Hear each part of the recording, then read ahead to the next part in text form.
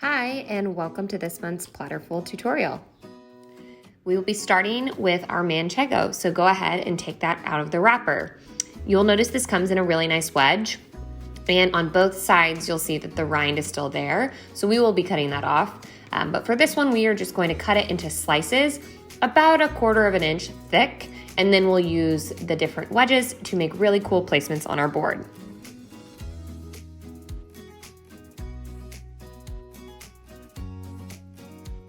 For the first placement, we are going to just stack them back and forth. So flipping the wedges with the large side and then the small side like you see me do in the video.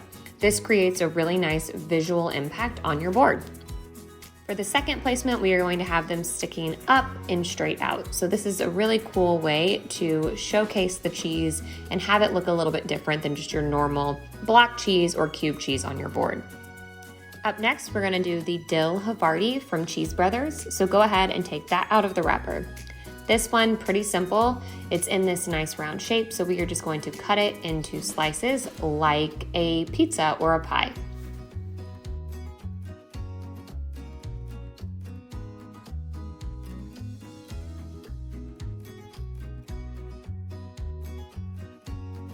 For the placement of this, we are going to create this really pretty pinwheel. So you'll see how I do this in the video with the little wedges, just stacking them on top of each other. I actually ended up having about 4 pieces that I didn't need to complete my pinwheel. So I actually just set those on my board like you'll see me do in a little bit. Lastly, in our large kits, we have our Northwoods cheddar. This is a really nice and pretty yellow cheddar, which will give some visual interest because our other 2 cheeses on our large board are more neutral. So this will be a nice pop of color. We're just going to cube this one. So cut it into slices and then cube it from there. This will be a really nice and easy placement on our boards.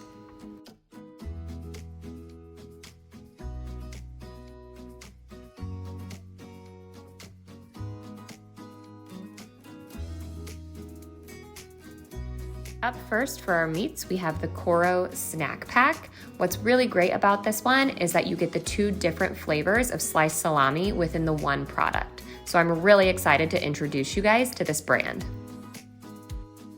For this one, it's gonna be pretty simple. We do want to separate all of the individual pieces of salami. It just makes it much easier for your guests to be able to grab them and they don't stick together. And then it's also easier for placement. So for the placement of this one, we're just going to do things like create little mounds of salami or even trace things around our board. I'll trace this little pinwheel of Havarti to just show you, and then also we can do little weaves throughout our board. Lastly, in our large kits, we have the sliced dry Italian salami. So for this one, we're gonna do a couple of different things. Up first, we're gonna do this really pretty floral shape. So for this, you just take the slices of salami, fold them in half, and then do that for about 7-8 slices. And then whenever you're ready to place this, you will pinch one end and it'll create this really pretty half floral shape. Lastly, with this sliced salami, we are going to create some little roses. So as you guys know, for this, we just lay out our slices of salami, 6, 7, 8 slices. Then you fold it in half, about 3/4 of the way actually up, and then take it and roll it from one side to the other as tightly as you can. And then that's gonna create your rose. For this one, you just wanna make sure when you're placing it on your board that you pin it up against something so that it doesn't unwind whenever you place it. And then I'm just gonna create a second rose, and that is it.